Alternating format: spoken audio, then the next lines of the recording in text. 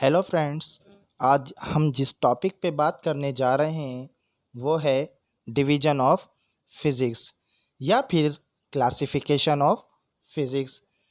Physics को दो categories में तोड़ा गया है या डिवाइड किया गया है, जिसमें नंबर वन जो कैटेगरी ली है वो क्लासिकल फिज़िक्स, जो कि 1600 से 1900 के दरमियान जितनी भी रिसर्चेज हुई या फिज़िक्स में जो भी वर्क हुआ उस वर्क को हम किस में शामिल करते हैं, क्लासिकल फिज़िक्स में। सेकंड वन आता है हमारे पास मॉडर्न फिज़िक्स। मॉडर्न फिज़िक्स कब स्टार्ट हुई? 1900 से, जो कि अब तक जितनी भी वर्किंग हो रही है फिज़िक्स में वो तमाम की तमाम मॉडर्न फिज़िक्स का हिस्सा है। क्लासिकल फिज़िक्स ओल्ड फिज़िक्स भी कह सकते हैं, क्लासिकल फिज़िक्स को न्यूटोनियन फिज़िक्स भी कह सकते हैं। इसी तरह से मॉडर्न फिज़िक्स को हम न्यू फिज़िक्स भी कह सकते हैं या फिर अल्बर्ट आइंस्टाइन की फिज़िक्स भी कह सकते हैं।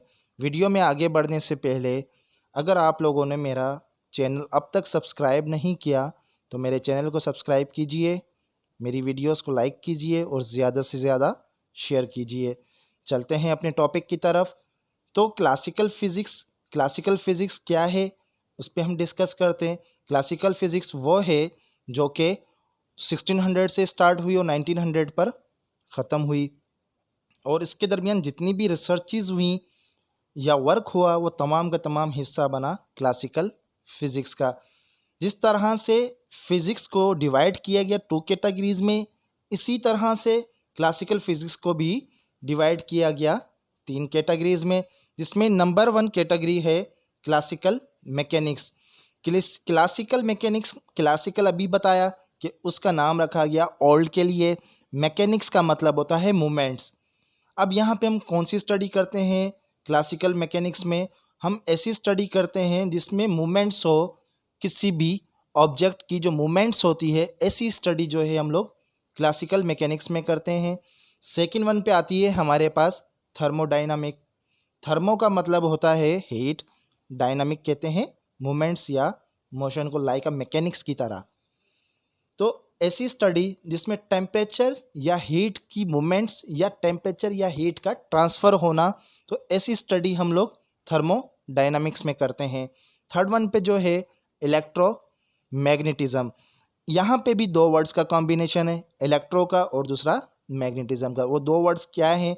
इलेक्ट्रो का वर्ड असल में जो है इलेक्ट्रिसिटी के लिए इस्तेमाल किया गया है या इलेक्ट्रिसिटी से लिया गया है। मैग्नेटिज्म ISM लगा हुआ है जिसका मतलब होता है वर्किंग, लेकिन किसकी? मैग्नेट्स की। तो इसमें जो हम स्टडी करते हैं इलेक्ट्रिसिटी की या मैग्नेटिज्म की या फिर इलेक्ट्रोमैग्नेटिक वेव्स की।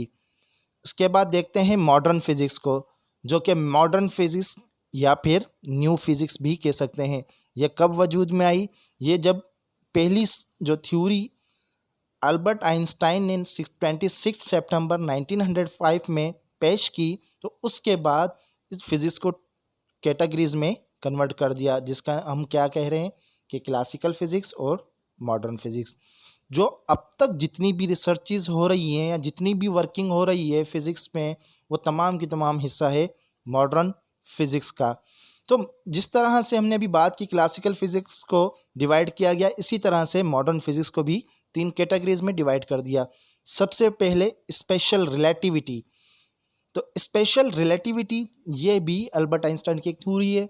उस थ्योरी के मुताबिक वो ये थ्योरी जो है आउट ऑफ दी अर्थ के लिए दी गई है, मतलब कि स्पेस में जो ऑब्जेक्ट्स मूव करेंगे एक हाई स्पीड के साथ, तो ऐसी स्टडी जो है स्पेशल रिलेटिविटी कहलाई जाती है। या फिर हम ऐसा कह सकते हैं जो आउट ऑफ ग्रेविटी से जो भी आउट होगी मोमेंट्स, उसको जो है स्पेशल रिलेटिविटी का एक हिस्सा कह सकते हैं। सेकेंड वन पर आते हैं क्वांटम मैकेनिक्स। क्वांटम का मतलब होता है स्मॉलेस्ट, और मैकेनिक्स जिस तरह से हमने यहाँ पर बात की, मैकेनिक्स की मतलब मोमेंट्स। क्वांटम जब स्मॉलेस्ट पार्टिकल्स की मोमेंट्स, जब हम स्मॉलेस्ट पार्टिकल या सब माइक्रोस्कोपिक पार्टिकल्स की बात करते हैं तो हमारे जहन में सबसे पहले एटम की बात आती है। अब एटम की जब हम बात करते हैं तो उसमें इलेक्ट्रॉन, प्रोटॉन, न्यूट्रॉन या सब एटॉमिक पार्टिकल जितने भी हैं उनकी बात करते हैं, जो उनकी वर्किंग या मूवमेंट्स हो रही है, तो ऐसी स्टडी क्वांटम मैकेनिक्स कहलाई जाती है। थर्ड पे आता है जनरल रिलेटिविटी। जनरल रिलेटिविटी में क्या है, ऐसी थ्योरी या ऐसी स्टडी जो ग्रेविटी के अंदर रहकर मोमेंट्स की या मोशन ऑफ द ऑब्जेक्ट्स की जाए, तो ऐसी स्टडी जो है जनरल रिलेटिविटी के कही जाती है या कहलाई जाती है। अगर इस टॉपिक में आप लोगों को कोई भी बात समझ नहीं आई हो तो प्लीज़ कमेंट करके ज़रूर पूछ सकते हैं। शुक्रिया।